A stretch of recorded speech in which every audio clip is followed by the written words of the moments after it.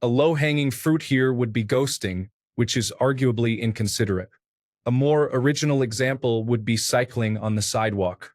Please don't downvote honest responses that answer the question. Story 1. When I can't or don't want to do something, I just say no. I also refuse to give any explanation past I can't or I don't want to. I found anything more than that allows people to try and poke holes in my reasoning for not doing something. A flat no has been very effective in my experience. Story 2. I don't feel the need to put myself in positions I don't want to be in, like spending time with certain acquaintances or family members. For example, 80 to 90% of the time I see or talk with my dad for more than 10 minutes, I come away more unhappy than I was before. So, I just don't make an effort to see him or go out of my way to talk to him more than every few months. Every time I do, I just remember, oh, that's right. This is why I don't do this. I know people who talk to their family members that regularly make them feel this way, and I'm just confused. I don't feel an obligation to make myself unhappy just because I'm related to someone. Story 3. I hate it when someone tries to show me a video on their phone that is being discussed. I do not want to watch a video when I am out and about with people, especially if it is a funny or long one. I have gotten out of it by just locking the phone and saying, yeah, I will check it out later. But even that has gotten people to say I am an ass. Story 4. Correcting other people's children when they are doing something very not okay. For example, I saw a child at the zoo feeding an exotic bird Ritz cheese and cracker sandwiches. I do not care what your opinion is. It is wrong and I will tell them to stop. Story 5. I don't put up with people I don't like, even family. A lot of people give me that, well, it's your mom stuff and it's garbage. My mom has always been toxic toward me. Won't apologize, but people want me to be nice to her. Forget that. Story 6. I think being able to voice my opinion can make me come across as difficult because I have strong opinions on a lot of things. Nothing racist or anything like that. For example, my friend's girlfriend smoked during her pregnancy, and I made it very clear what I thought of her for doing so. I am not anti-abortion, as it's a woman's choice as to what she wants to do with her body. However, if you decide to keep the child and then actively do things that can cause harm to them, like smoking, drinking, or taking drugs, then you really need to take a look at yourself because, in my opinion, it's disgusting. Story 7.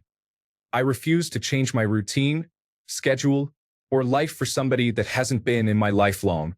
If you want to go out partying, that's all you, but I will say no even if I have nothing better to do other than sit at home. I like my peace and doing things I enjoy. Story 8. Now this needs elaboration. 1.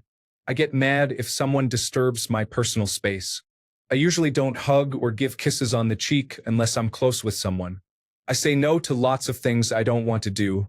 Now my brother's girlfriend is the exact opposite. She demands that I like her.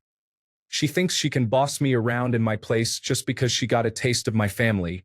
I always say no to her, and apparently I'm a whining baby because I'd rather learn for an exam than let her listen to some dumb reality show in my room using my stuff. Nah, go be annoying somewhere else. Edit. I left out that it's nothing sexual. She wants to dominate my household, though. Story 9. If you are walking on the sidewalk and suddenly stop directly in front of me, I will pretend not to have noticed and ensure I disrupt you out of your phone stupor with my shoulder. Story 10. Being talked at. When someone dominates a conversation you have little to no interest in and they do not pick up the social cues that they are not interesting, where they talk over you or ignore your efforts to contribute. They are talking to hear themselves, and it is difficult to extricate from them. You say, okay, gotta go now, and they keep talking, not hearing a word you said. Story 11. I like to hang out at a local pub, but I refuse to be polite to drunk strangers invading my personal space. I get some flack for it, but I'm not going to stop bluntly telling them to leave me alone. Story 12. Saying no. For example, would you want to cover a shift for me tomorrow? No. Many people feel pressured or expect you to justify your reasons for some situations when a simple no is more honest and direct. Story 13. Being a relative doesn't get you any special treatment over anyone else. I'm not going to force myself through conversations or events with people I don't like just because we share some deoxyribonucleic acid sequences. Story 14. My two sisters chose to have 3 kids each. I chose not to have any kids. I refused to babysit or take them off their hands at all, ever. The only exception is in an emergency situation. It is not my responsibility and not my choice. I did not sign up to have any of them. Story 15. People who do the woe is me thing, it might get me a lot of flack, but I'm really sick of it. I have tried time after time to be supportive only for it to be thrown in my face. I'm not unsympathetic or anything. I'm just fed up with this one-sided nonsense of treat this person better because they are different. I will always be open to new people, but I'll be damned if I'm going to go through that nonsense again. Story 16. Hugs and touching or kissing in general. I absolutely hate it and have been called a jerk because I refuse to hug people when I see them or kiss on the cheek. Just to clarify, it doesn't apply to my partner or child, but other people outside of them. Just don't touch me at all and we'll be fine. Story 17. People who say they are depressed just because something doesn't happen the way they'd like to and say their obsessive-compulsive disorder is acting up when all they do is try to be neat. Those are serious disorders, and these idiots act like it makes them look cool. Story 18. Calling out people on their obvious nonsense in front of the people they are deceiving. I have had someone tell me they do not want to be around me because of it. Okay, whatever, but you did not go out drinking that night and hook up with that attractive redhead from the bar. You were at work next to me. Story 19. Saying hello to people and starting a conversation every time I see them. I'm a reserved person. I don't speak just for the sake of speaking, and if I have nothing to talk about, I don't care if you're my mother or my best friend. I'm not going to say hello and start talking to you if I see you in public. Nothing personal, I just find it pointless and a waste of time. Story 20. Shoulder barging someone out of the way because their group is hogging 100% of the pavement and walking towards me. They know they should move, but they carry on while smirking, thinking their group will defend them. So I don't care if they get hurt or made to look stupid. Story 21. When someone goes in for a hug and I put my hand out, they can shake it. I am not a hugger, especially with someone I hardly know, yet many still go in like it is something normal. Story 22. Not letting other people finish when talking. I'm not saying I'm the perfect conversationalist. Quite the contrary. However, when I am having a discussion, I get really upset when I get interrupted. Sometimes they'll apologize and let me finish, but the real inconsiderate people just raise their voice and completely ignore everything I said because they don't have the concentration or attention span to wait 10 seconds. Lately, I try raising my voice. It is effective, but I don't feel good about it. Although yelling, "Can I finish? Will you please let me finish?" feels quite reminiscent of South Park, and that's all right. Story 23. I do not tip when I pick the food up or order it at the counter. Take your tip option and shove it. I tip when I am waited on or for a delivery, but not for me doing the legwork. Sorry, not sorry. Story 24. Openly and loudly calling out multi-level marketing recruiters in coffee shops. Maybe that's low-hanging fruit, but I know many people just say no thanks and don't waste their time. However, if you are going to invade my personal space with a widely recognized scamming method because I, or the person next to me, look like a poor college graduate, I'm going to waste your time as much as I can. Story 25. Unhealthy behaviors or lifestyles. Another poster mentioned the theme, but I don't think overweight people are heroes as an example. I don't point it out to them or treat them differently, but I don't buy their "it's an issue" because more often than not, it's a "you don't stop eating unhealthy food and haven't moved faster than 2 miles per hour on your own feet since childhood" problem. I don't respect that. There are other things, but that one sticks out to me. Story 26. I have been a struggling illustrator for 20 years. I have finally achieved a low level of success and stability. I am immediately rude to anyone who asks me to work for exposure. People die of exposure. Story 27. I don't think it is, but people have told me that not holding someone's baby when offered, or saying no thanks, I don't want to see their pictures, is inconsiderate behavior. I don't want to hold your baby or look at 50 pictures of it laying there. Karen. I'm not sorry. Story 28. Refuse to let anyone smoke in my car.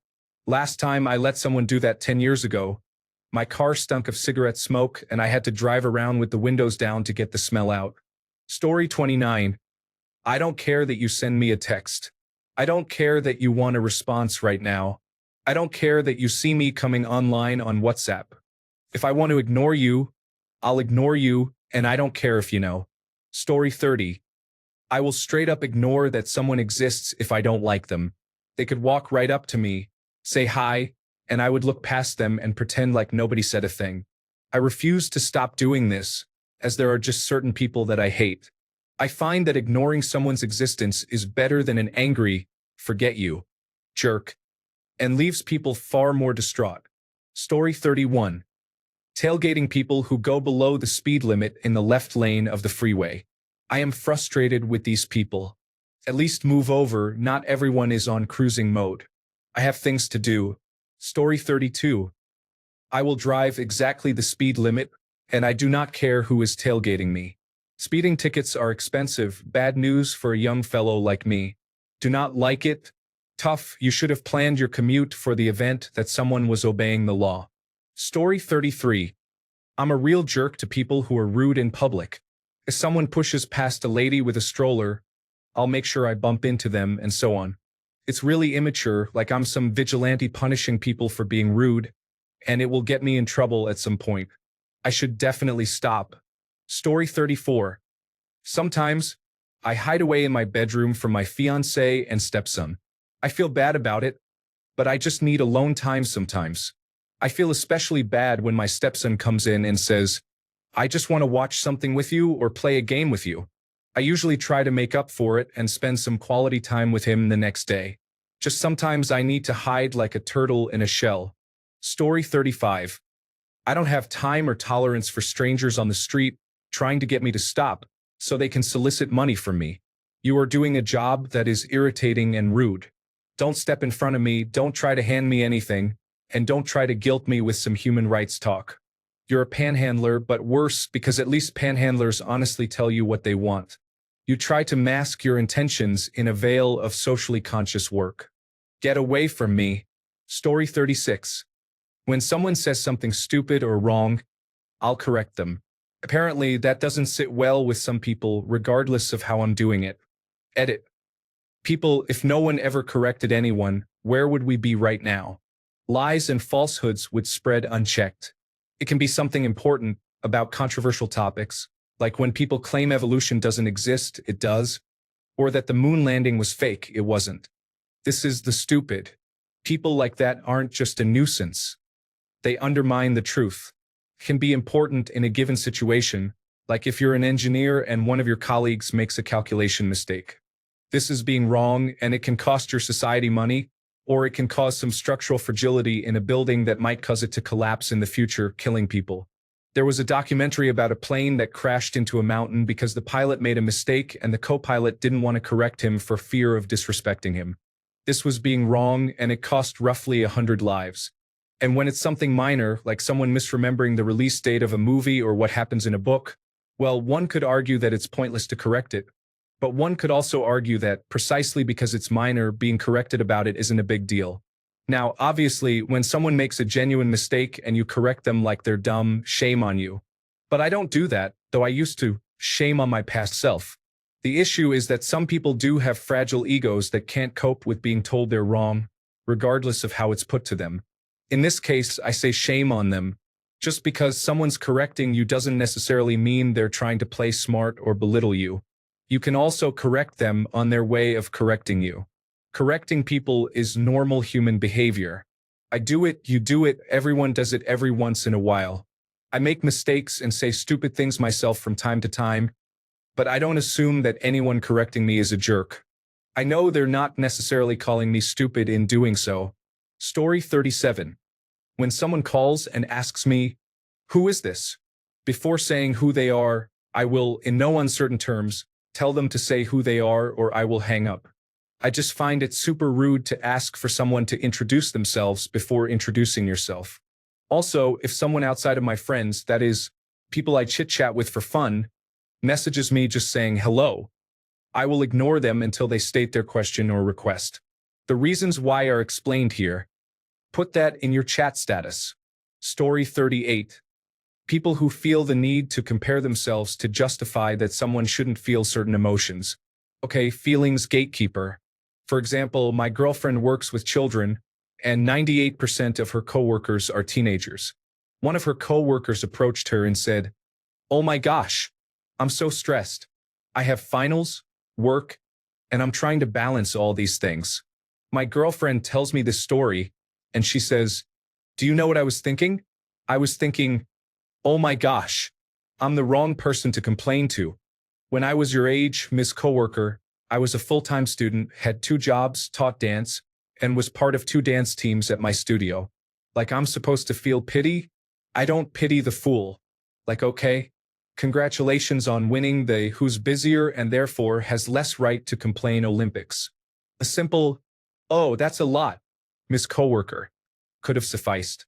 I also had all of those obligations in college, and I managed 2 clubs, not dance because I'm not good at it. And I graduated in 4 years, not 9 like you, with a 4.0. Then I went on to get a master's degree with a 4.0. And I'm not about to compare myself to anyone because that helps literally no one. But your story is better, right?